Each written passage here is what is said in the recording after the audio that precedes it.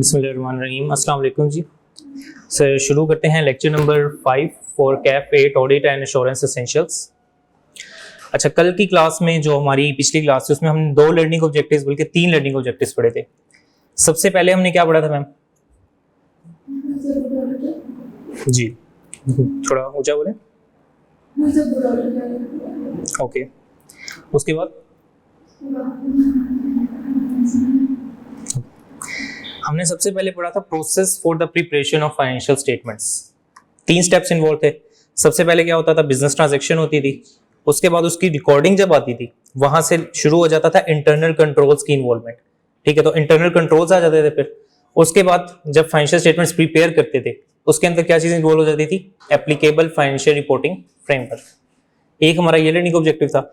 उसके बाद हमारा जो सेकंड लर्निंग ऑब्जेक्टिव था तो वो था प्रोसेस ऑफ ऑडिट या फेजेस ऑफ ऑडिट। 3 फेजेस हमने पढ़ी थी। पहली क्या थी? Risk assessment.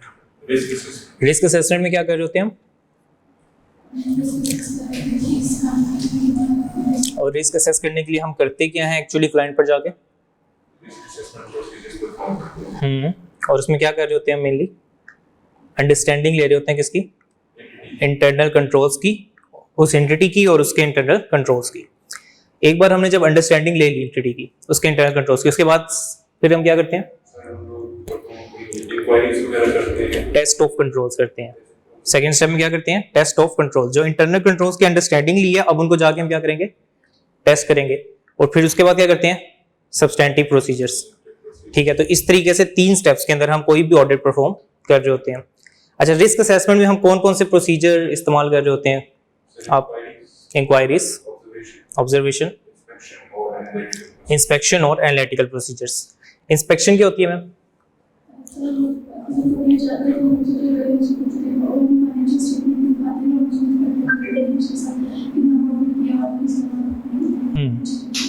ठीक है, इंस्पेक्शन में हम क्या कर रहे होते हैं? कोई डॉक्यूमेंटेशन देख रहे होते हैं। एग्जांपल में दी थी पॉलिसीज देख सकते हैं, या फिर कोई एसेट अगर हम देख लें, हम देखना चाह रहे हैं कि ये पीपी इन्होंने क्लेम किया हुआ है, इनके पास आ रहा है, ये पीपीपी एक्चुअली पीपी एग्जिस्ट कर रहा है या नहीं कर रहा। उसके लिए हम उस एसेट को भी इंस्पेक्ट कर सकते हैं या डॉक्यूमेंट्स को भी इंस्पेक्ट कर सकते हैं। अच्छा, इंक्वायरी, इंस्पेक्शन, ऑब्जर्वेशन और एनालिटिकल प्रोसीजर ये हमने पढ़े थे। ये कहाँ इस्तेमाल कर रहे होते हैं हम? रिस्क असेसमेंट प्रोसीजर्स के अंदर। ठीक है, अब इनकी डिटेल हमने आज भी पढ़नी है। By the way, substantive procedures की 2 एग्जांपल हमने पढ़ी थी, कोई बता सकता है? एक एनालिटिकल प्रोसीजर्स और test of details. Analytical procedure क्या होते हैं? जिसमें हम कंपैरिजन बना रहे होते हैं पिछले साल के साथ या फिर इस साल के डिफरेंट हेड्स के दरमियान रिलेशनशिप बिल्ड करके देख रहे होते हैं कि कोई अनयूजुअल ट्रेंड तो नहीं फॉलो हो रहा। ठीक है, उसके अलावा टेस्ट ऑफ डिटेल्स क्या होते हैं ये हम आज की क्लास में पढ़ेंगे। उसके बाद लर्निंग ऑब्जेक्टिव 7 हमने पढ़ा था। इसमें हमने क्या पढ़ा था सर? एक कमेटी थी जो कि क्या देख रही थी? ऑडिट, अश्योरेंस और एथिक्स के स्टैंडर्ड्स बनाने को देख रही थी। फिर उसकी सब डिवीजन हो गई थी 2 कमेटीज में। उन 2 कमेटीज में क्या देखा जा रहा था? एक जो थी वो ऑडिट और एश्योरेंस देख रही थी, दूसरी क्या देख रही थी? एथिक्स को देख रही थी। अच्छा, जो ऑडिट एंड एश्योरेंस वाली कमेटी थी उसकी कुछ रिस्पॉन्सिबिलिटीज हमने पढ़ी थी। कोई बता सकता है रिस्पॉन्सिबिलिटीज?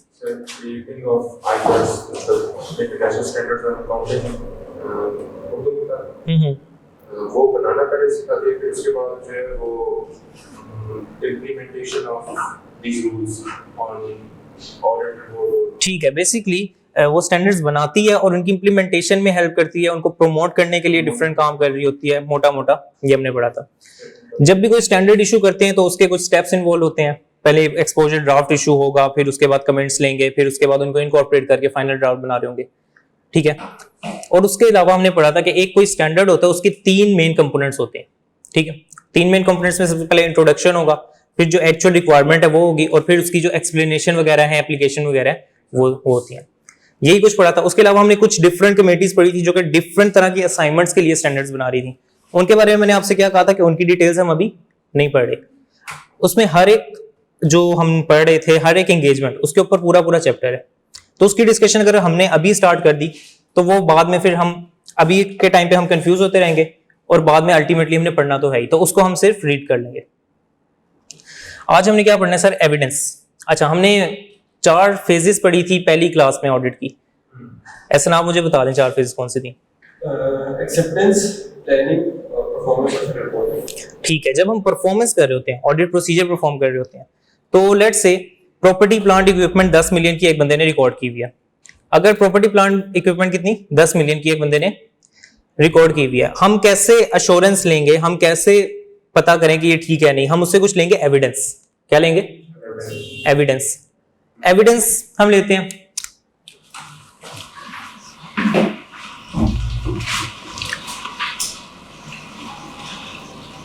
अच्छा इस एविडेंस की ना दो क्वालिटीज होनी चाहिए। सर पहली क्वालिटी क्या है? इसको सफिशिएंट होना चाहिए,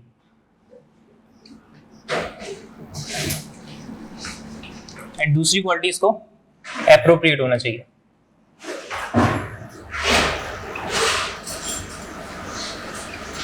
अच्छा सफिशिएंट होने का क्या मतलब है? सफिशिएंट होने का मतलब है quantity, quantity of evidence.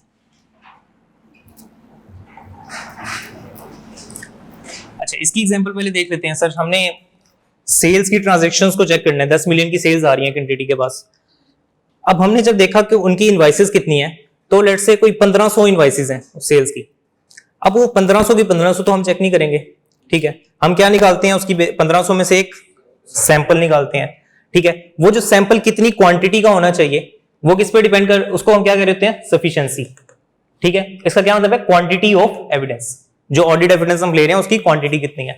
Appropriateness का क्या मतलब होता है? Quality. Just a second,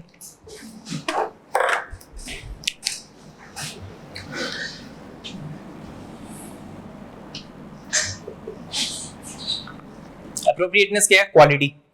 quality को समझने के लिए एक एग्जांपल छोटी सी लेते हैं। सर आप जब अपने आखिरी महीने में रिवीजन कर रहे होते हैं डिफरेंट सब्जेक्ट्स की, आपके पास दो ऑप्शन होते हैं। एक ऑप्शन क्या होता है कि आप जितने भी सवाल आपके टीचर ने करवाए हैं वो सारे के सारे दोबारा से कर लें। दूसरा ऑप्शन क्या होता है? आप कुछ बेंचमार्क सवाल ढूंढें।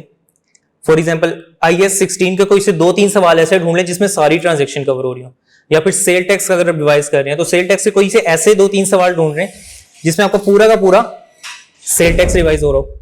तो इसका क्या मतलब है? सर ये हम क्या कर रहे होते हैं, अगर तो हम कोई 2-3 सवाल ऐसे सिलेक्ट कर लें जिसमें हमारी सारी ट्रांजैक्शंस कवर हो रही हैं, तो इसका मतलब हमने अच्छी क्वालिटी के सवाल उठा लिए। जब क्वालिटी अच्छी होगी तो फिर क्वांटिटी हम क्या कर देते हैं? कम कर देते हैं, ठीक है? तो ये क्वालिटी ऑफ एविडेंस क्या होता है ये समझ आता है, और ये इनवर्सली प्रोपोर्शनल है किसके? क्वांटिटी के। जितनी क्वालिटी अच्छी होगी क्वांटिटी उतनी कम। अब थोड़ा सा ऑडिट पर्सपेक्टिव से इसको देख लें। हमने एक एग्जांपल बार बार पढ़ते आ रहे हैं कि हमने एक्सटर्नल कंफर्मेशन भेजते हैं, हमने किसी को पैसे देने हैं, हम उस पार्टी को क्या भेज रहे हैं? कंफर्मेशन एक लेटर बनाकर भेज रहे हैं कि सर आप हमें कंफर्म कर दें ये पैसे हमने हमारे क्लाइंट ने आपको देने हैं, क्या ये इतनी अमाउंट है या नहीं है। लेकिन अगर हमें पता चल जाए कि वो क्लाइंट का भाई है तो फिर क्वालिटी क्या हो जाएगी? क्वालिटी कम हो जाएगी, ठीक है? जो एविडेंस हमें मिलने वाला था उसकी क्वालिटी क्या होगी? कम हो गई, ठीक है? तो ये क्वालिटी की टर्म हमें समझ आती है। तो एविडेंस के अंदर दो चीजें होनी चाहिए सर, एक तो वो सफिशिएंट होना चाहिए, उसकी क्वांटिटी एप्रोप्रिएट होनी चाहिए, और दूसरा क्वालिटी। यहां तक कोई मसला, कोई क्वेश्चन? ठीक है। अच्छा अभी हमने डिटेल पढ़नी है सर सफिशिएंसी की। सफिशिएंसी क्या होती है? क्वांटिटी। ये क्वांटिटी कुछ फैक्टर्स पे डिपेंड कर रही होती है। किन फैक्टर्स पे डिपेंड कर रही होती है ये? रिस्क कितना ज्यादा है, रिस्क ऑफ मिसस्टेटमेंट।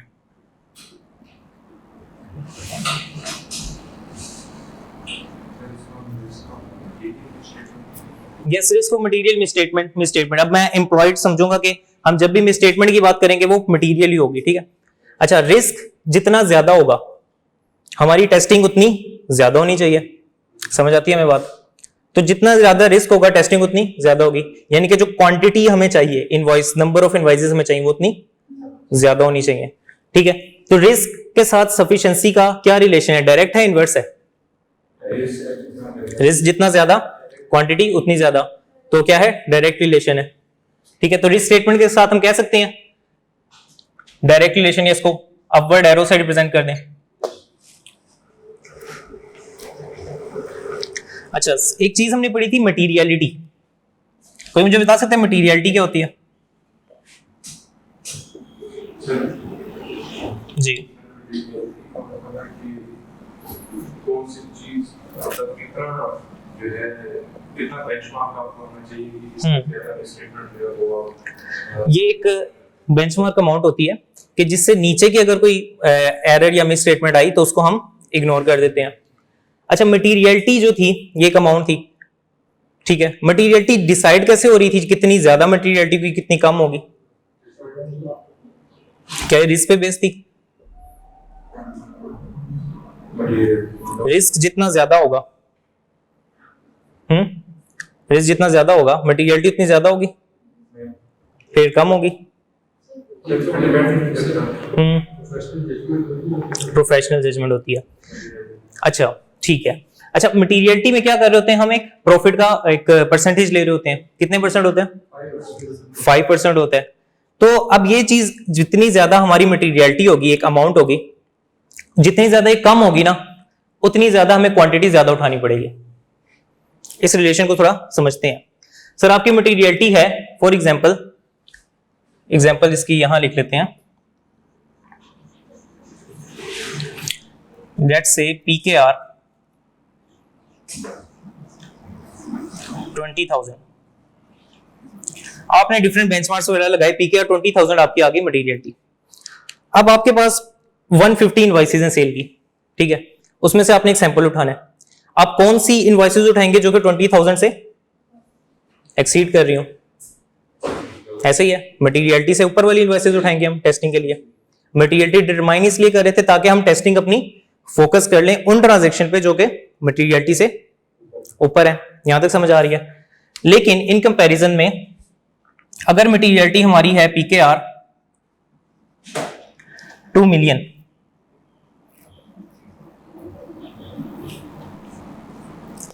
उस केस में क्या हो रहा होगा? सर जो इनवॉइस 2 मिलियन से ऊपर की होगी हम उसकी टेस्टिंग कर रहे होंगे। कोई मुझे बता सकता है इन दोनों का कंपैरिजन करके क्वांटिटी कहां पे ज्यादा आ रही होगी हमारे सैंपल की? जो क्वांटिटी हम टेस्ट कर रहे हैं वो कहां ज्यादा आ रही होगी? 20,000 में। रीजन क्या है इसका?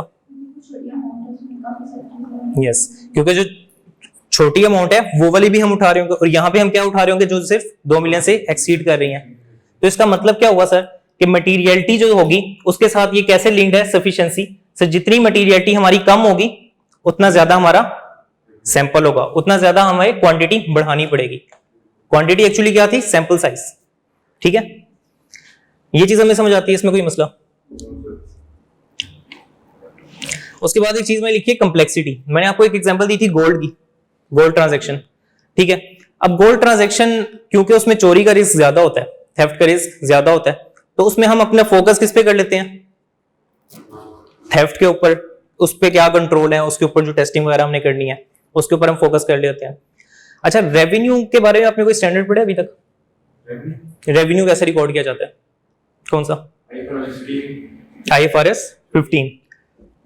अच्छा, जो टेलीकम्युनिकेशन का रेवेन्यू होता है ना वो बहुत मुश्किल होता है। अच्छा,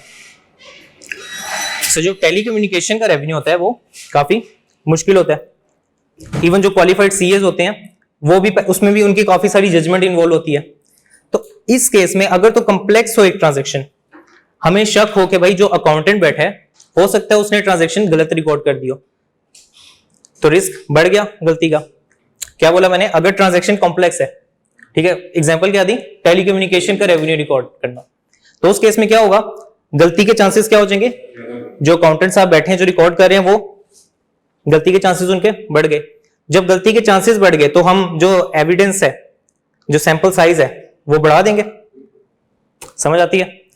ठीक है। तो इसका मतलब क्या हुआ कि सफिशिएंट एविडेंस लेने के लिए क्या जरूरी है? सैंपल साइज बढ़ा दिया जाए अगर ट्रांजैक्शन क्या है? कॉम्प्लेक्स है। अच्छा, इसको लिंक करते हैं सर। टेलीकॉम का क्या है? रेवेन्यू, ठीक है। यहां तक बात समझ आती है। ये क्या है? कॉम्प्लेक्स है। अगर ये कॉम्प्लेक्स है तो इसमें चांसेस ऑफ एरर ज्यादा हो जाएंगे। अगर चांसेस ऑफ एरर ज्यादा है तो जो रिस्क है मिसस्टेटमेंट का वो क्या हो जाएगा?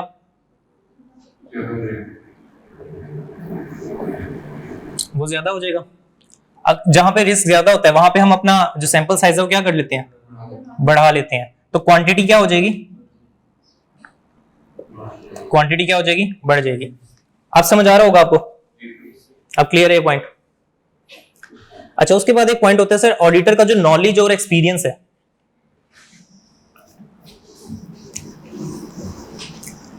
ऑडिटर का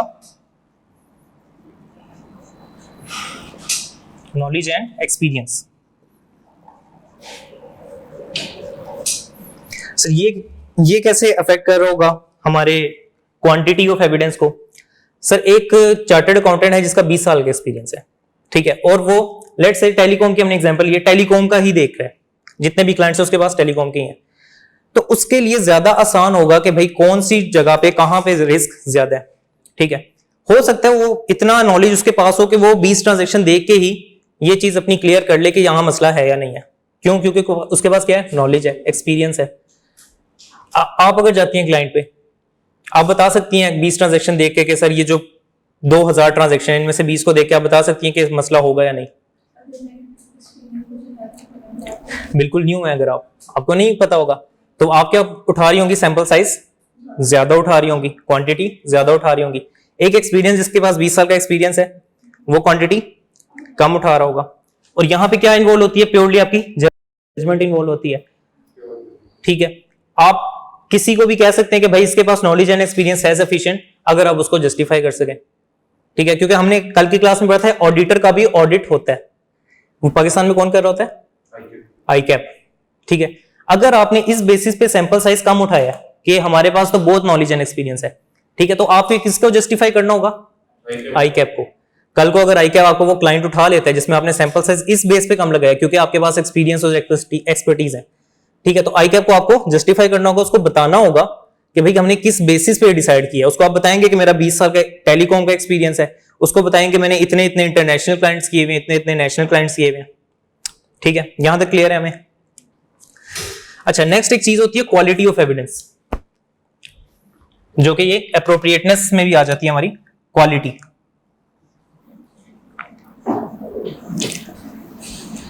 क्वालिटी की एग्जांपल हम ऑलरेडी डिस्कस कर चुके हैं। क्वालिटी जितनी अच्छी होगी क्वांटिटी की रिक्वायरमेंट उतनी कम हो जाएगी, तो एक इनवर्स रिलेशनशिप है दोनों में। उसके बाद इंटरनल कंट्रोल्स की एक बात कर रहा है वो, इंटरनल कंट्रोल्स जितने अच्छे होंगे उससे रिस्क क्या हो जाता है हमारा। इसका अगर हम एक बना लें, इंटरनल कंट्रोल्स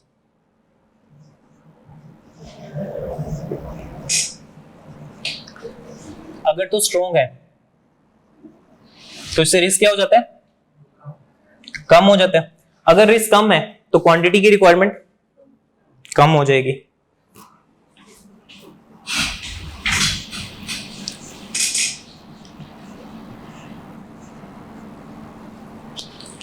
ठीक है, तो पांचवा हमने फैक्टर क्या पढ़ा, strength of internal control. Control जितने अच्छे होंगे हमारी जो क्वांटिटी रिक्वायर्ड है उतनी कम हो जाएगी, और अगर कंट्रोल वीक है तो क्वांटिटी रिक्वायर्ड ज्यादा हो जाएगी। यहां तक किसी का कोई सवाल जी? क्योंकि रिस्क ज्यादा हो जाएगा, ये हमने लिखा है। रिस्क स्ट्रॉन्ग के केस में लो होगा, अगर वीक है तो उस केस में रिस्क क्या हो जाएगा, रिस्क बढ़ जाएगा। जब रिस्क बढ़ेगा तो क्वांटिटी रिक्वायर्ड क्या हो जाएगी, ज्यादा हो जाएगी। ये 5 फैक्टर्स हमें समझ आते हैं। सबसे पहले हमने क्या पढ़ा, रिस्क ऑफ मिसस्टेटमेंट। रिस्क जितना ज्यादा होगा क्वांटिटी रिक्वायर्ड उतनी ज्यादा। दूसरा कंपोनेंट हमने क्या पढ़ा, मटेरियलिटी एंड कंप्लेक्सिटी। मटेरियलिटी जितनी कम होगी क्वांटिटी रिक्वायर्ड उतनी ज्यादा हो जाएगी। तीसरा हमने क्या पढ़ा, ऑडिटर का knowledge and experience. Knowledge and experience जितना ज्यादा होगा क्वांटिटी रिक्वायर्ड उतनी कम हो जाएगी। चौथा हमने क्या पढ़ा, क्वालिटी। क्वालिटी जितनी अच्छी रिक्वायर्ड क्वांटिटी उतनी कम हो जाएगी। पांचवा हमने क्या पढ़ा, इंटरनल कंट्रोल्स। इंटरनल कंट्रोल जितने स्ट्रॉन्ग होंगे क्वांटिटी रिक्वायर्ड उतनी कम हो जाएगी। जी क्या कह रहे हैं, वीक होंगे तो उस केस में क्या होगा, क्वांटिटी रिक्वायर्ड ज्यादा हो जाएगी। अच्छा, 1 मिनट की ब्रेक लेते हैं यहां पर। अच्छा, नेक्स्ट फैक्टर हमने क्या पढ़ना है, एप्रोप्रिएटनेस। एप्रोप्रिएटनेस का क्या मतलब होता है, क्वालिटी। जो एविडेंस हमें मिल रहा है उसकी क्वालिटी कैसी है। इसके अंदर फर्दर 2 फैक्टर्स आ जाते हैं।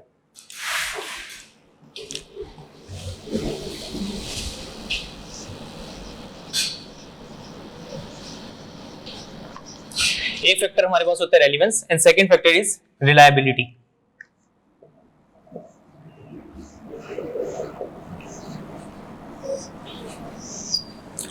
अच्छा, एविडेंस रेलिवेंट है या नहीं इसको समझते हैं थोड़ा सा। सर एक प्रोसीजर आपने परफॉर्म कैसे करेंगे, आप क्लाइंट पर जाते हैं, क्लाइंट क्लेम कर रहा है, क्लाइंट क्या कर रहा है, क्लेम कर रहा है कि उसके पास 10 मिलियन का एक एसेट रखा हुआ है, एक मशीनरी रखी हुई है, ठीक है। आपने चेक करना है कि वो एक्चुअली मशीन एग्जिस्ट करती है या नहीं करती। आप क्या प्रोसीजर परफॉर्म करते हैं, हम लोग डॉक्यूमेंट्स चेक कर सकते हैं वो जाकर एग्जिस्ट करती है या नहीं, वो जाकर देखेंगे। एग्जिस्टेंस देखने के लिए हम क्या करते हैं, खुद जाकर उसको देख लेंगे, सिंपल, ठीक है। अच्छा, इससे हमें क्या पता चल गया कि वो मशीनरी एक्चुअली में क्लाइंट की प्रीमिसेस में या कहीं भी और रखी हुई है। इससे हमें क्या पता चल गया, एग्जिस्टेंस। लेकिन हमें ये तो नहीं पता चला कि वो क्लाइंट की ही है हमारे। हो सकता है उसने अपने किसी दोस्त से पकड़ के अपने पास रख दिया कि मैं ऑडिटर को दिखा के तुम्हें वापस कर दूंगा। तो क्या उसके राइट्स एंड ऑब्लिगेशन भी हमारे क्लाइंट के पास है, हमें ये कंफर्म नहीं हुआ, ठीक है। ओनरशिप उसकी हमारे क्लाइंट के पास है, ये कंफर्म नहीं हुआ। उसके लिए हम क्या देख रहे होंगे,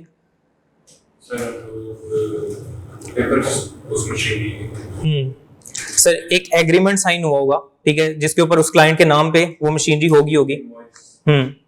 हम क्या देख रहे होंगे, डिफरेंट एग्रीमेंट्स देख रहे होंगे जो उसने परचेज किया होगा अपने नाम के ऊपर, अपनी कंपनी के नाम पे, वो देख लेंगे। तो उससे हमें क्या पता चल जाएगा, ओनरशिप। अगर मैं आपसे कहता हूं कि क्लाइंट आपको एक डॉक्यूमेंट दे दे ओनरशिप, जिससे ओनरशिप हमें पता चल रही है, और आप इससे ये वेरीफाई करके दिखाएं कि जो मशीनरी है वो एग्जिस्ट करती है या नहीं, क्या आप कर सकते हैं, नहीं कर सकते, ठीक है। तो इसका मतलब क्या है कि वो जो एविडेंस आपने लिया है, एग्रीमेंट जो लिया है, ठीक है, एग्जिस्टेंस के लिए वो एग्रीमेंट क्या है, इररेलेवेंट है। तो एविडेंस का रेलिवेंस बहुत जरूरी है। अगर हम एग्जिस्टेंस चेक कर रहे हैं, जो पीपीई है, जो मशीनरी है, वो एग्जिस्ट कर रही है या नहीं, ठीक है, तो उस केस में हम क्या देख रहे होंगे, खुद जाके फिजिकल वेरीफाई कर रहे होंगे। अगर हमने उसके राइट्स एंड ऑब्लिगेशन देखने हैं, सर ओनरशिप किसकी है, उस केस में हम क्या कर रहे होंगे, उसके एग्रीमेंट्स देख रहे होंगे, ठीक है। तो रेलिवेंस हमें समझ आता है क्या होता है, समझ आता है। दूसरा कंपोनेंट क्या है, रिलायबिलिटी। रिलायबिलिटी क्या होती है भाई, हम कितना रिलाय कर सकते हैं एक एविडेंस पे, कितना ट्रस्ट वर्दी है एक एविडेंस। जैसे कि सर हम एक बाहर से एक पार्टी से एविडेंस लेते हैं, वो कौन सा एविडेंस होता है, एक्सटर्नल कंफर्मेशन का। हम क्या करते हैं, एक लेटर बनाकर भेजते हैं, उससे पूछते हैं कि भाई आप कंफर्म कर दो बैलेंस इतना ही है या नहीं है, ऐसे ही है। और उसके अलावा हम क्या कर सकते हैं, हम एक जो अकाउंटेंट बैठा है जिसने ये चीजें रिकॉर्ड की हैं, हम उससे पूछ सकते हैं। हमारे लिए कौन सा एविडेंस ज्यादा रिलायबल है, थर्ड पार्टी का। क्यों रिलायबल है, कभी सोचा है, वो इंडिपेंडेंट है। इंडिपेंडेंट ना भी हो एज कंपेयर टू अकाउंटेंट, हाँ ज्यादा इंडिपेंडेंट है, ठीक है। तो इस वजह से वो वाला एविडेंस हमारे लिए क्या हो जाएगा, जो हमें थर्ड पार्टी से मिला है, ज्यादा रिलायबल है एज कंपेयर टू वो वाला एविडेंस जो हम एम्प्लॉय से ले रहे हैं, अकाउंटेंट से ले रहे हैं। ये दोनों टर्म्स हमें समझ आती हैं, अभी इसकी डिटेल में हम जाएंगे, समझ आती हैं। अच्छा, इसमें हमारा पहला पॉइंट है, अगर हमने टेस्ट करना है सर अक्रेंस,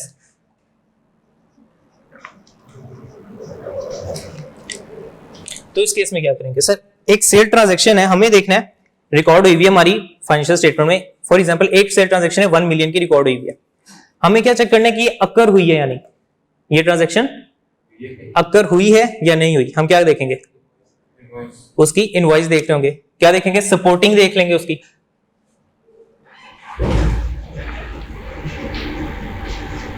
ठीक है, अगर हमने देखना है कंप्लीटनेस,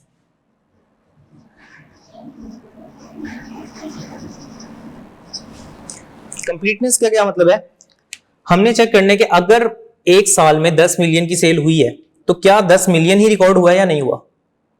कंप्लीटनेस का क्या मतलब है, 10 मिलियन की सेल हुई है, 10 मिलियन रिकॉर्ड हुआ है नहीं, क्या इन्होंने कम रिकॉर्ड तो नहीं कर दी सेल। अगर हमने ये देखना है कि कंप्लीटनेस पूरी है या नहीं, क्या कम सेल तो नहीं रिकॉर्ड की हुई, उस केस में हम क्या करेंगे, क्या चेक कर सकते हैं। प्रोसीजर हमारा क्या होगा, हम क्या करेंगे, सपोर्टिंग्स उठाएंगे, 1 बाय 1 सपोर्टिंग्स उठाएंगे, एक सैंपल बनाएंगे उसका और देखेंगे क्या ये जो सपोर्टिंग है इसकी सेल फाइनेंशियल स्टेटमेंट में रिकॉर्ड हुई है या नहीं हुई। उससे क्या पता चल रहा होगा हमें कि ये जो सपोर्टिंग डॉक्यूमेंट्स हैं, ये जो सपोर्टिंग डॉक्यूमेंट्स हैं, ये सारे के सारे फाइनेंशियल स्टेटमेंट में रिफ्लेक्ट हो रहे हैं या नहीं, जो इनवॉइसेस हैं वो फाइनेंशियल स्टेटमेंट में आ रही हैं या नहीं। समझ आती है बात में। तो कंप्लीटनेस के लिए हम क्या कर रहे होंगे, हम क्या करेंगे, सपोर्टिंग उठाएंगे, और उसको मैच करेंगे किसके साथ? फाइनेंशियल स्टेटमेंट्स के। इस केस में हम क्या कर रहे थे? जब अक्रेस हम चेक कर रहे थे, इस केस में हम फाइनेंशियल स्टेटमेंट्स की ट्रांजैक्शन उठा रहे थे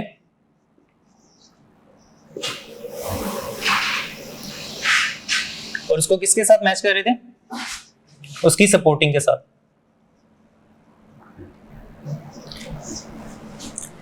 इन दो में फर्क हमें समझ आता है? थोड़ा सा ये फर्स्ट टाइम आपको मुश्किल लगेगा, अगर किसी को कोई कंफ्यूजन है तो मुझे बताएं। ये सेकंड वाला है कंप्लीटनेस, इसकी एग्जांपल मैं आपको वैसे एक देता हूं कि जी 1500 ट्रांजैक्शंस के साथ हम लोगों ने 50 की एक फ्रीक्वेंसी 50 सैंपल्स 50 हम लोगों ने ट्रांजैक्शन की, उसमें से हमें कंप्लीटनेस जब हम लोग वेरीफाई कर तो हमें पता चला कि इस 50 में से 48 ट्रांजैक्शंस रिकॉर्ड होनी है। फिर हम क्या, ये एरर आ गया ना, इसको ठीक करवाएंगे। एरर तो आ गया, लेकिन हम लोग ये सोचेंगे कि बाकी ट्रांजैक्शन में भी दो हर किसी में होंगे। एक सेकंड रुको। अच्छा, एग्जांपल भाई ने क्या दिया है, 1500 ट्रांजैक्शन है, उसमें से हमने सैंपल उठाया 50 ट्रांजैक्शन का। हमने जब देखा कि इनवॉइसेस जो थी ना वो 48 रिकॉर्ड हुई हुई हैं, 2 रिकॉर्ड नहीं हुई थी, तो अब वो जो 2 ट्रांजैक्शन थी हमने ऑलरेडी वो मटेरियलिटी से ऊपर की उठाई हुई थी, तो हम क्या करेंगे, मैनेजमेंट के पास जाएंगे, कहेंगे इनको ठीक कर दो। अगर कर देती है तो ठीक है, अगर नहीं कर दी तो रिपोर्ट में इंपैक्ट बता देंगे, जैसे हमने पहले पढ़ा हुआ है। आप ये कह रहे हैं क्या इस बेसिस पे हम अपना सैंपल मतलब दोबारा रिवाइज करते हैं, हम ट्रांजैक्शन तो और ज्यादा उठा सकते हैं, ये पूछ रहे हो आप? क्या इससे ये अंदाजा लगा सकते हैं कि बाकी जो इसके अलावा जो ट्रांजैक्शन हम लोगों ने चेक नहीं किया उनमें भी हर 50 से 2 ट्रांजैक्शन रिकॉर्ड हुई है? नहीं, हम सिर्फ जो सैंपल की अमाउंट होती है ना, हम सिर्फ उसको ठीक करवा रहे होते हैं। हमने जो 1500 में से 50 का सैंपल उठाया, उसमें जो 2 गलतियां हुई हम सिर्फ वो ठीक करवा रहे होंगे। अच्छा, रीजन क्यों है, हम बाकी सारी क्यों नहीं चेक कर रहे, क्यों नहीं ठीक करवा रहे? क्योंकि हम रीजनेबल एश्योरेंस दे रहे हैं, एब्सोल्यूट एश्योरेंस हम नहीं दे रहे, 100% गारंटी नहीं दे रहे। ठीक है, ये 2 पॉइंट्स हमें क्लियर होते हैं। अगर हमने कंप्लीटनेस चेक करनी हो तो हम क्या करेंगे, और अगर हमें अकरेंस चेक करनी हो तो क्या करेंगे, फाइनेंशियल स्टेटमेंट फिगर देखेंगे और उसको सपोर्टिंग चेक कर लेंगे। ठीक है। अच्छा, एक चीज होती है सर असर्शन,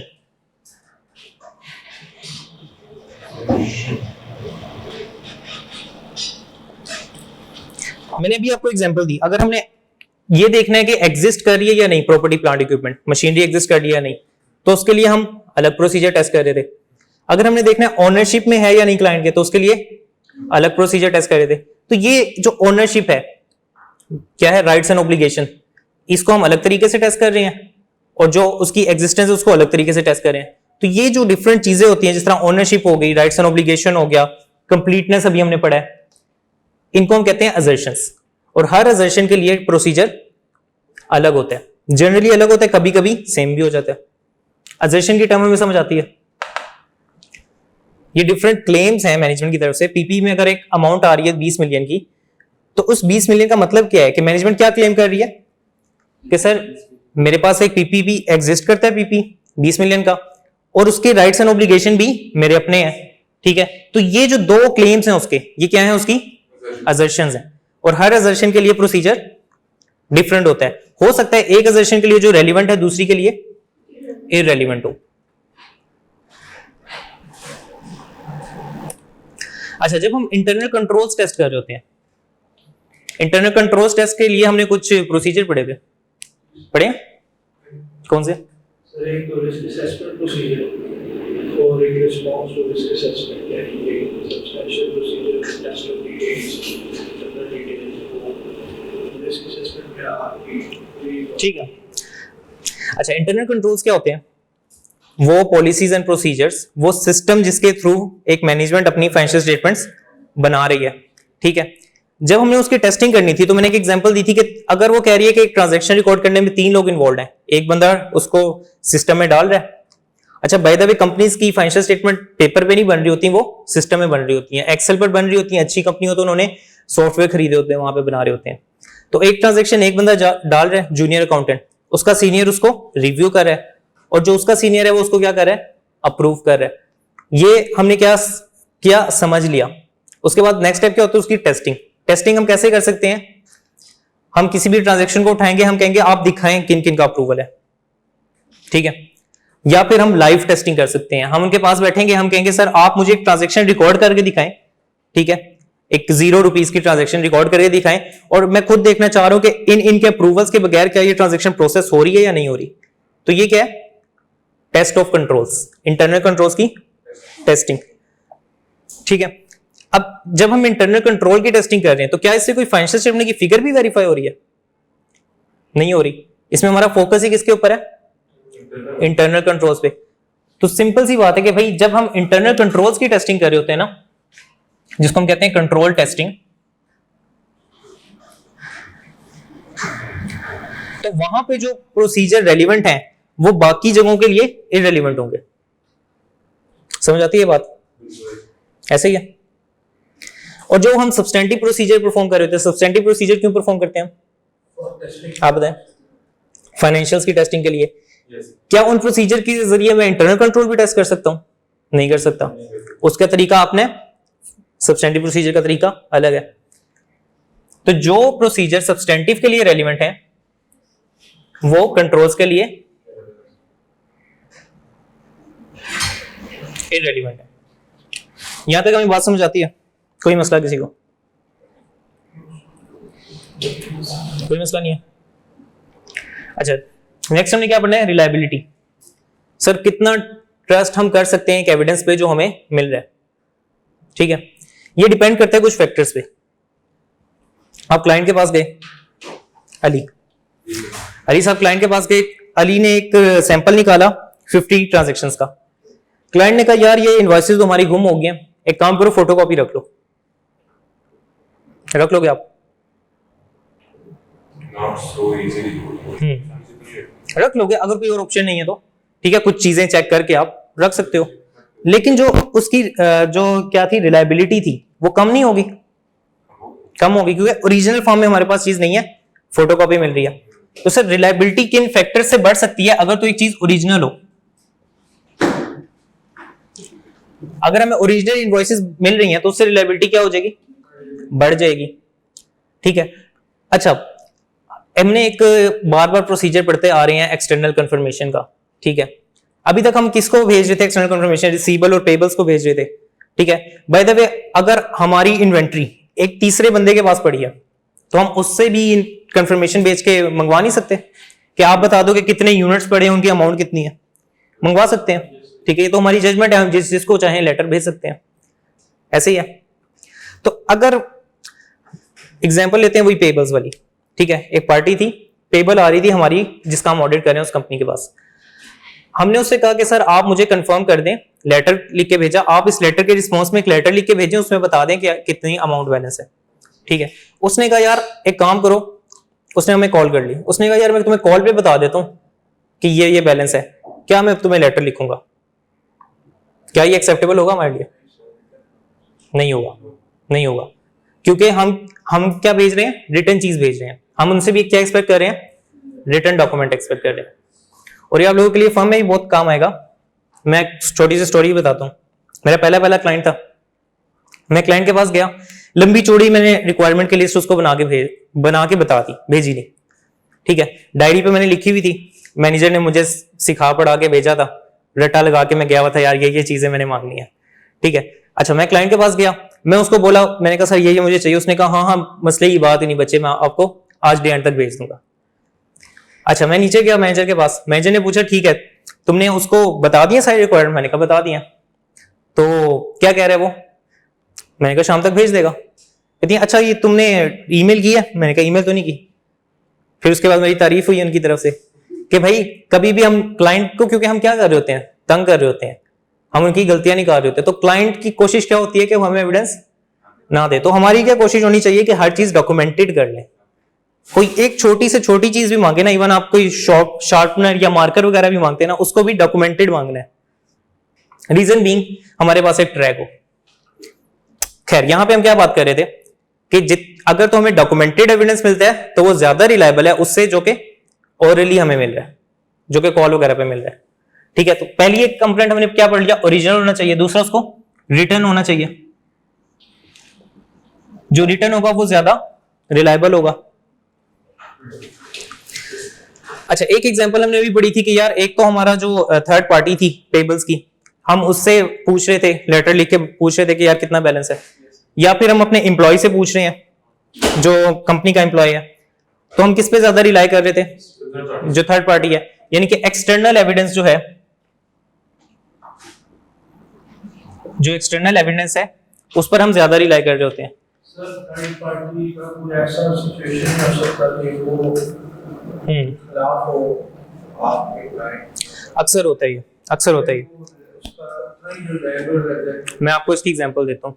एक क्लाइंट पर हम गए, हमने कहा सर इस कंपनी ने आपके पैसे देने हैं, हम इसको कंफर्मेशन बना के भेजना चाहते हैं, हमारे सैंपल में आ रही है। क्लाइंट ने हमें कहा यार इससे तो हमारी लड़ाई चल रही है, अगर बैलेंस मैच भी हुआ ना तो भी ये कुछ उल्टा उल्टा लिख के भेज देगा, हो सकता है ऐसा। तो उस केस में हम डिफरेंट अपनी जजमेंट के मुताबिक हम पहले कुछ इवेल्युएशन करते हैं कि यार वाकई में ऐसा है भी या नहीं, कोई मसला चल भी रहा है या नहीं, ठीक है, और उसके मुताबिक हम कोर्स ऑफ एक्शन डिसाइड कर लेते हैं। हम फिर अल्टरनेटिव प्रोसीजर की तरफ जा रहे होते हैं। अल्टरनेटिव प्रोसीजर क्या होते हैं? अगर हमें एक प्रोसीजर से एविडेंस नहीं मिल रहा, अल्टरनेटिवली उसका क्या प्रोसीजर हो सकता है? थोड़ी सी एडवांस डिस्कशन हो जाएगी अगर हम उसमें गए, तो चलें डिस्कस कर लेते हैं।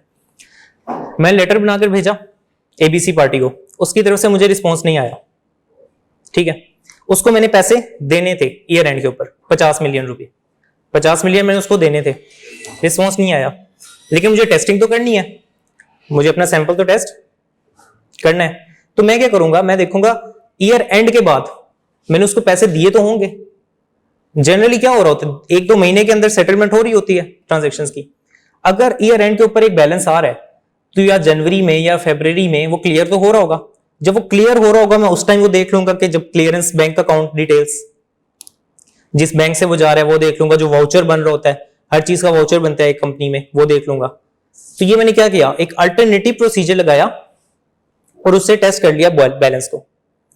और ऐसा मैंने क्यों किया? क्योंकि उसने मुझे रिस्पॉन्स नहीं किया था।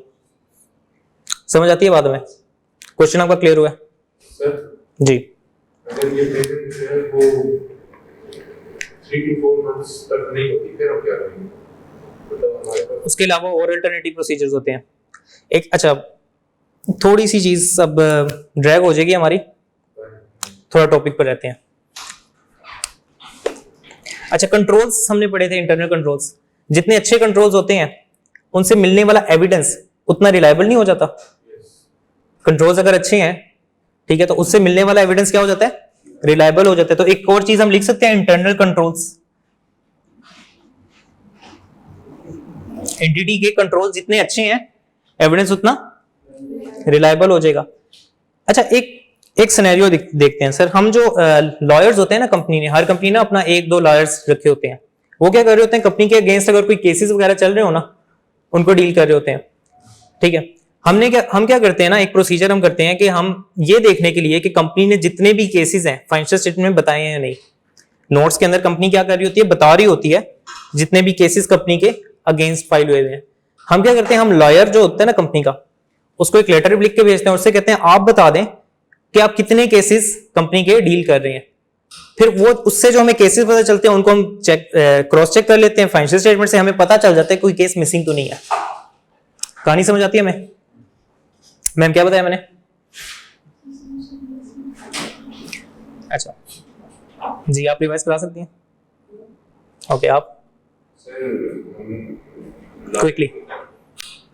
हम लॉयर से एक्सटर्नल कंफर्मेशन लेंगे, उससे हम पूछेंगे कि आप कितने केसेस को इस वक्त डील कर रहे हैं। उससे हम लोग जो फाइनेंशियल स्टेटमेंट्स में बताए गए नोट्स में हम लोग उससे कंपेयर करके चेक कर लेंगे। हमने सिंपली एक्सटर्नल कंफर्मेशन की कुछ एग्जांपल्स पढ़ी थी, पेएबल रिसीवेबल की। एक एग्जांपल हमने ऐड ऑन की है क्या, कि हम लॉयर को भी ना कंफर्मेशन भेज देते हैं। उसका मकसद क्या है कि लॉयर क्या कर रहा होता है, हमारे लीगल केसेस डील कर रहा होगा, ठीक है। जब हम कंफर्मेशन भेजेंगे तो वो हमें क्या बता देगा, लिस्ट बता देगा कि सर इस कंपनी के अगेंस्ट ये केसेस चल रहे हैं। एक थर्ड पर्सन से हमें कंफर्मेशन मिल गई कि इस कंपनी के अगेंस्ट ये केसेस चल रहे हैं। अब उन केसेस को मैं मैच कर लूंगा उन केसेस के साथ जो कि फाइनेंशियल स्टेटमेंट में बताए गए हैं मुझे। तो इससे होगा क्या, मुझे इंश्योर हो जाएगा कि कंपनी ने कोई केस छुपाया तो नहीं हुआ अपने अगेंस्ट। समझ आती है बात? समझ आई मैम आपको? क्लियर है? सर ये IAS 1037 पर है ना? बिल्कुल। अच्छा, हुआ क्या सर जो लॉयर था ना कंपनी का, कंपनी कहती है कि सर आप लॉयर से डायरेक्टली एविडेंस आपको हम नहीं लेके देंगे, हम आपको जो रिस्पॉन्स है ना उस कंफर्मेशन का वो डायरेक्टली आपको नहीं मिल सकता, वो जो लॉयर है वो हमें भेजेगा और हम आपको देंगे, लेटर उसी की तरफ से होगा, लेकिन लॉयर क्या करेगा, कंपनी के अकाउंटेंट को भेजेगा और कंपनी का अकाउंटेंट आगे हमें दे रहा होगा। ठीक है, तो इससे क्या होगी, रिलायबिलिटी क्या हो जाएगी, कम हो जाएगी। तो बेसिकली हम एविडेंस जो होता है ना डायरेक्ट ले रहे होते हैं। डायरेक्ट एविडेंस जितना ज्यादा डायरेक्ट हमें मिल रहा होता है उतना ज्यादा वो रिलायबल हो जाता है। यहां तक किसी का कोई मसला? हमने क्या पढ़ लिया अभी तक सर, एविडेंस को सफिशिएंट होना चाहिए। सफिशिएंसी क्या थी, क्वांटिटी ऑफ एविडेंस। जो सैंपल हम बना रहे हैं 50 ट्रांजैक्शन का, 100 ट्रांजैक्शन का, ठीक है, वो कैसे डिसाइड कर रहे हैं कितना बड़ा होना चाहिए, कितना छोटा होना चाहिए। सेकंड एविडेंस को क्या होना चाहिए, एप्रोप्रिएटनेस, क्वालिटी उसकी अच्छी होनी चाहिए। क्वालिटी में फर्दर 2 फैक्टर्स थे, कौन से फैक्टर्स थे, रेलिवेंट होना चाहिए, जो अजर्शन हम टेस्ट कर रहे हैं अगर हम ये देखना चाह रहे हैं कि एग्जिस्ट कर रहा है, मशीनरी एग्जिस्ट कर रही है, तो उस केस में अलग प्रोसीजर था। अगर हम देखना चाह रहे हैं कि सर वो ओनरशिप उसकी क्लाइंट के पास ही है, उस केस में अलग प्रोसीजर था। फिर क्या होना, हम देखते हैं एप्रोप्रिएटनेस में रिलायबिलिटी, क्या जो एविडेंस में मिल रहा है उस पर हम रिलाई कर सकते हैं या नहीं। ठीक है, उसके हमने कुछ फैक्टर्स देखे हैं, ये ओरिजिनल होना चाहिए, रिटर्न होना चाहिए, एक्सटर्नल पार्टी से मिलना चाहिए, कंट्रोल्स अगर अच्छे हो तो उससे मिलने वाला एविडेंस भी अच्छा होगा, और उसके बाद डायरेक्ट होना चाहिए, डायरेक्टली हमें मिलना चाहिए। किसी का कोई सवाल? कोई सवाल नहीं है? ठीक है जी, ऑडिट एविडेंस का जो हमारा टॉपिक था वो हमारा कंप्लीट हो गया। नहीं, लर्निंग ऑब्जेक्टिव रहता है, एविडेंस का टॉपिक हमारा कंप्लीट हो गया। नेक्स्ट हमने पढ़ना है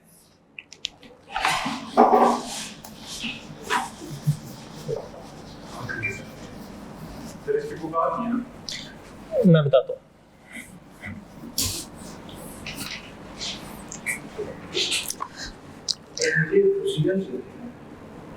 अच्छा, जो ऑडिट की बुक है आप लोगों की वो अवेलेबल होगी है मार्केट्स में, वॉल्यूम 1 उसका आप लोगों ने खरीद लेना है। Crescent college of accountancy sir Asif की बुक हम लोग फॉलो करेंगे, ठीक है, मार्केट से वो आप लोग खरीद लें। आज हमारा ये चैप्टर होपफुली एंड हो जाएगा, कल हम इसके थोड़ी सी प्रैक्टिस करेंगे। आपको जो मैंने असाइनमेंट्स दी हुई हैं पिछले हफ्ते में, वो सारी असाइनमेंट्स एक दफा क्विकली गो थ्रू कर लेंगे, उसमें किसी की कोई कंफ्यूजन नहीं वो देख लेंगे। पास्ट पेपर जो इस चैप्टर से रेलिवेंट है वो देख रहे होंगे। तो कल का दिन हम क्या कर रहे होंगे, इस काम पर लगा रहे होंगे। परसों से हम अपना नेक्स्ट चैप्टर शुरू कर रहे होंगे। अच्छा, ऑडिट प्रोसीजर्स आते हैं सर। प्रोसीजर्स हम कौन से स्टेप पे कर रहे होते हैं?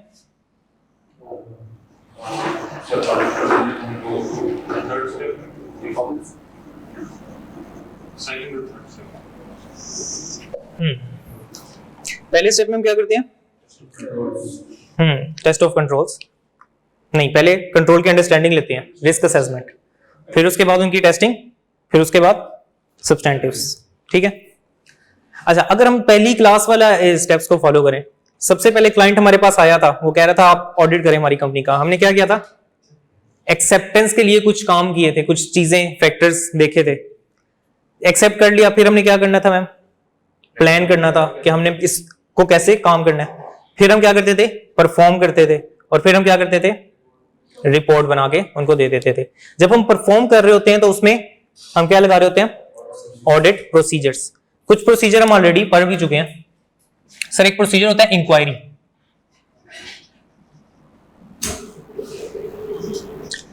इंक्वायरी हमने कल डिस्कस किया था एग्जांपल्स के साथ। मैम आप मुझे बता दें इंक्वायरी में क्या पढ़ते हैं, क्या करते हैं हम?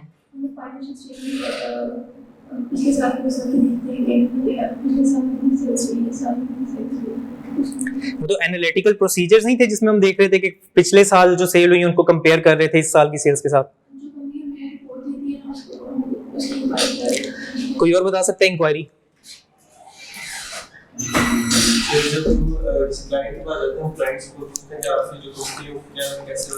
पूछ रहे हैं, ओरली हम उससे इंक्वायर कर रहे हैं, इन पर्सन किसी भी बंदे से हम पूछ रहे होते हैं। क्योंकि आप प्रैक्टिकली भी जब भी किसी भी क्लाइंट के पास जाएंगे, मैंने आपको बताया था कि आपको कुछ नहीं पता होगा उस क्लाइंट के बारे में, आप क्या सबसे पहला काम क्या करेंगे, उनकी मैनेजमेंट के पास जाएंगे, उसको बताएंगे मैं ऑडिटर हूं। पहले तो वो आपको जज करेगा आपको देख के, ऐसे ही होगा। फिर वो क्या करेगा, जबरदस्ती चाय पानी मंगवाएगा आपके लिए, और फिर आप जो पूछेंगे वो आपको बता रहा होगा। इसको क्या कहते हैं, इंक्वायरी कहते हैं, ऐसे ही है। उसके अलावा हमने एक प्रोसीजर कल पढ़ा था ऑब्जर्वेशन का। कोई एग्जांपल मुझे दे सकते हैं ऑब्जर्वेशन की? क्लाइंट अपना काम कर रहा है, हम उसको क्या कर रहे होते हैं? अच्छा, लास्ट क्लास में मैंने एक एग्जांपल दी थी ऑब्जर्वेशन की, कोई बता सकता है मुझे? सर प्रोसेस देखने का मैंने क्या कहा था, ये भाई साहब परचेज का प्रोसेस समझने गए, ठीक है, क्लाइंट ने जज किया, क्लाइंट ने कहा भाई मैं नहीं बता रहा, मेरे पास इतना टाइम नहीं है। तो उसने क्या कहा, मेरे पास एक ये ट्रांजैक्शन पड़ी है, मैं इसको रिकॉर्ड कर रहा हूं, तुम मेरे साथ बैठो देख लो, तुम मेरे साथ बैठो देख लो इसको। तो इसको हम क्या कर रहे हैं, ऑब्जर्व। तो इस प्रोसीजर को क्या नाम देते हैं, ऑब्जर्वेशन। अच्छा, इसमें एक मसला आ जाता है, क्लाइंट को पता है कि आप ऑब्जर्व कर रहे हो, अगर वो पहले कोई मसला मसाइल करता भी था, ऊपर नीचे अगर करता भी था, तो वो इस ट्रांजैक्शन में तो कभी नहीं करेगा। उसको पता है भाई ये मेरे साथ बंदा बैठा है, इसको शक हो जाएगा अगर मैंने ऐसा कुछ किया। तो इस ऑडिट प्रोसीजर में एक मसला समझ आ रहा है हमें ऑब्जर्वेशन में, क्योंकि उसको पता होता है कि मैं उसको ऑब्जर्व कर रहा हूं, इस वजह से वो ठीक ही काम करेगा ऑब्वियसली। ऑब्जर्वेशन तक कोई सवाल? तीसरा प्रोसीजर हमने पढ़ा था इंस्पेक्शन का।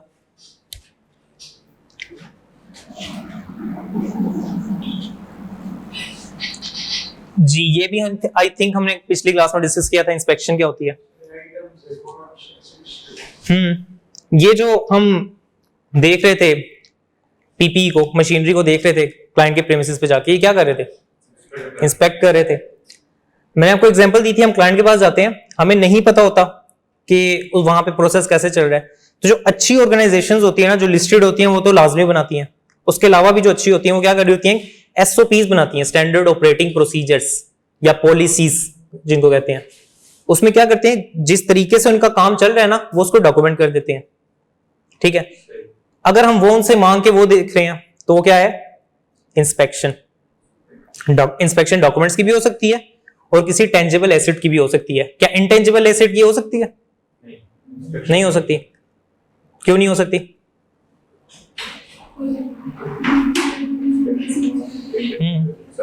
नहीं कर सकते ना। गुडविल को आप क्या कहोगे, गुडविल कहाँ रखी है, मुझे दिखाओ किस रूम में पड़ी है, कितनी पड़ी है, नहीं हो सकता ना। टेंजिबल एसेट्स की इंस्पेक्शन हो सकती है और जो डॉक्यूमेंट्स हैं उनकी हो सकती है।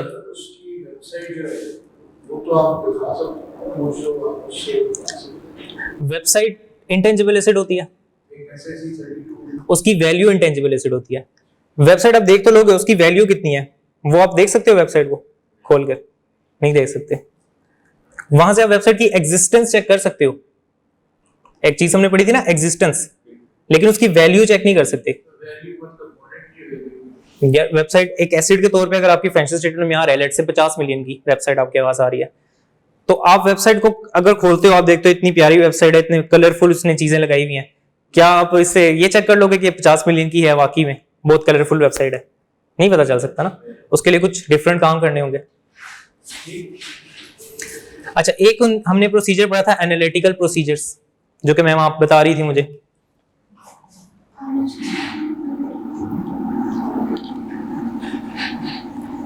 एनालिटिकल प्रोसीजर्स में क्या कर रहे होते हैं हम, पिछले साल से कंपैरिजन करते हैं और इस साल के डिफरेंट हेड्स का आपस में कंपैरिजन करते हैं। एक एग्जांपल दे सकते हैं कि इस साल के डिफरेंट हेड्स आपस में कैसे रिलेटेड हो सकते हैं?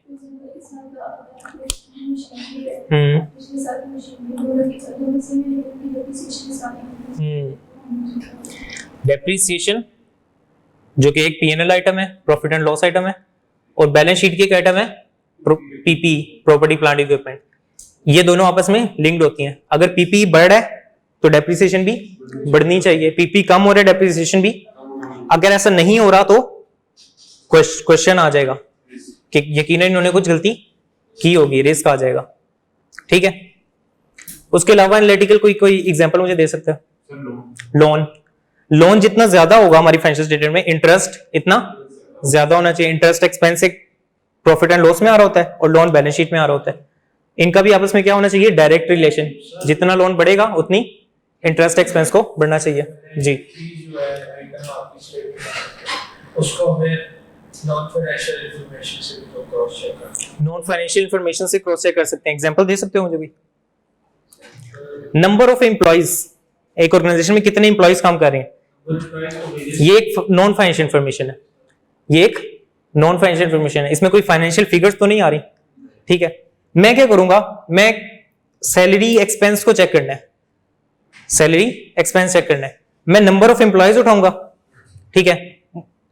अच्छी ऑर्गेनाइजेशन में ना एक पे स्केल बनाया हुआ होता है, जिस तरह ICAP ने भी स्टाइपेंड के रेट्स बनाए हुए हैं ना, शुरू जब आप करते हैं तो आपको एक स्पेसिफिक रेट मिलता है, उसके बाद एक बढ़ जाता है स्पेसिफिक रेट, ठीक है। तो अगर फॉर एग्जांपल ऑडिट फर्म की एग्जांपल ले लेते हैं, वो क्या करेंगे, उन ट्रेनिज को उठाएंगे जो कि शुरू में है, उन ट्रेनिज को उठाएंगे जिनको 2 साल हो गए, उन ट्रेनिज को उठाएंगे जिनको 3 साल हो गए, उनके नंबर से रेट को मल्टीप्लाई करेंगे, उनके पास फिगर वेरीफाई हो जाएगी या नहीं, हो जाएगी ना, नंबर मल्टीप्लाई बाय रेट, तो टोटल फिगर आ जाएगी हमारे पास। समझ आती है यहां तक बात? हमजा, सॉरी क्या नाम है आपका? अब्दुल राफे, आपका सवाल क्लियर हुआ है? नॉन फाइनेंशियल इंफॉर्मेशन से भी हम फाइनेंशियल इंफॉर्मेशन को चेक कर सकते हैं, रिलेशनशिप बना सकते हैं। तो एक तो हमने देख लिया पिछले साल के फाइनेंशियल फिगर्स, दूसरा इस साल के डिफरेंट हेड्स का रिलेशनशिप, तीसरा non financial information. Analytical procedures में कोई मसला, इन सब स्टेप्स को हम आगे बहुत डिटेल से पढ़ रहे होंगे। अच्छा, एक प्रोसीजर होता है रीपरफॉर्मेंस।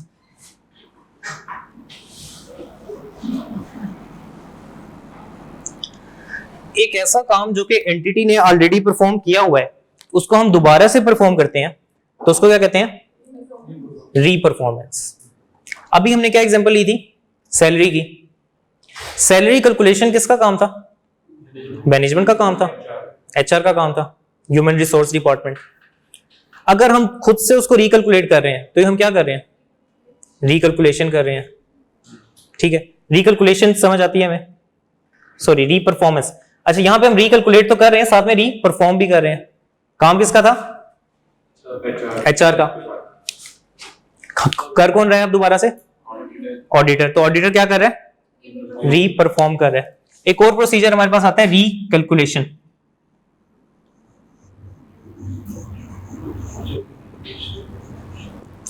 रिकैलकुलेशन का क्या मतलब होता है, दोबारा से कैलकुलेट करना, एक्यूरेसी चेक करना, कुछ भी चेक कर सकते हैं हम रिकैलकुलेट करके। अच्छा, ये रिकैलकुलेशन जो होती है ना, स्पेसिफिकली ये वाली जो रिकैलकुलेशन जो कि अलग से एक ऑडिट प्रोसीजर के अंदर आ रही है, ये हो रही होती है इनवॉइस लेवल पे।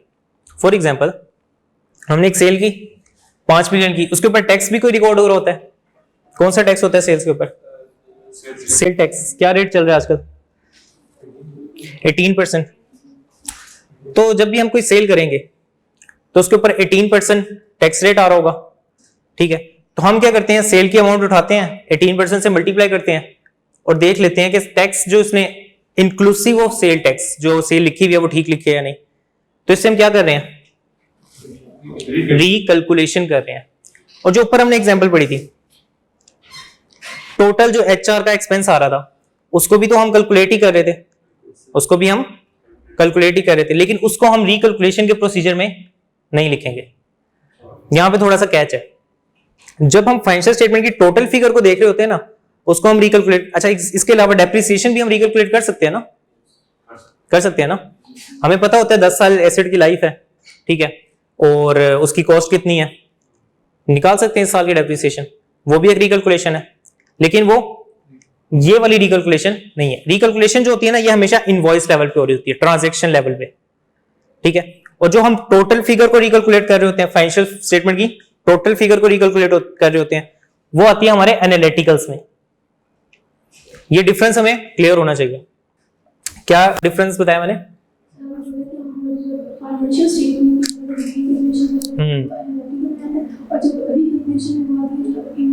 इनवॉइस लेवल पर हो, ट्रांजैक्शन लेवल पर हो, तो उसको हम किस में क्लासिफाई कर रहे होते हैं, रिकैलकुलेशन में। रीपरफॉर्मेंस की मैंने आपको अच्छा, HR का काम हम कर रहे हैं, वो रीपरफॉर्मेंस भी है, एनालिटिकल भी है। टैक्स की अमाउंट हम कैलकुलेट कर रहे हैं, वो रिकैलकुलेशन भी है और रीपरफॉर्मेंस भी है और एनालिटिकल भी है। समझ आती है मैं बात? टैक्स की कैलकुलेशन क्या थी, रिकैलकुलेशन थी ना, रिकैलकुलेशन थी, तो रिकैलकुलेशन भी होगी और एनालिटिकल भी हो जाएगी।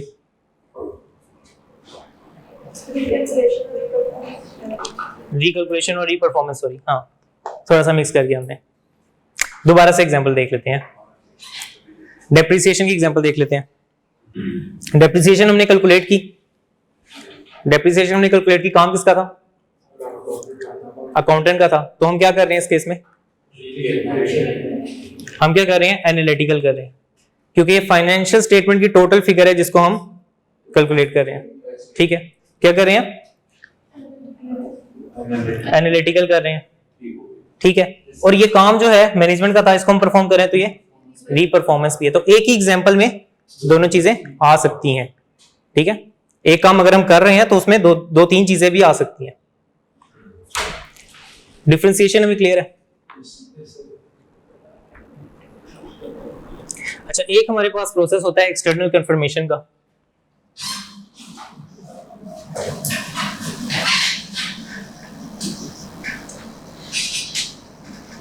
इसमें हम क्या कर रहे होते हैं? काफी बार अब तो हम पढ़ चुके हैं, किसी एक थर्ड पार्टी को हम रिटन फॉर्म में लेटर लिखकर भेज रहे होंगे कि आप मुझे कुछ कंफर्म कर दो। कुछ एग्जांपल हम इसकी देख चुके हैं, कोई सी 3 एग्जांपल आप बता सकती हैं मुझे?